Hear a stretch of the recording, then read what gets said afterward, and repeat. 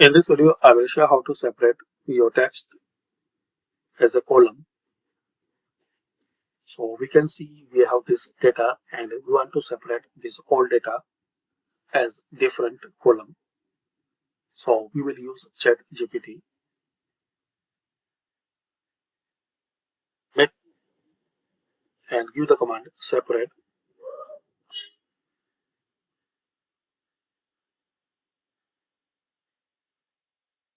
as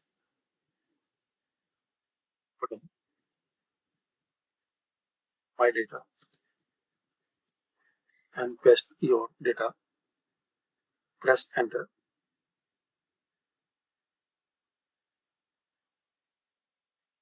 So we can see now we have this data separately. Copy and paste here.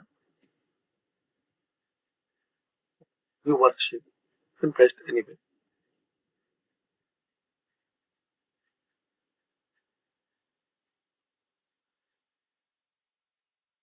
Now paste here as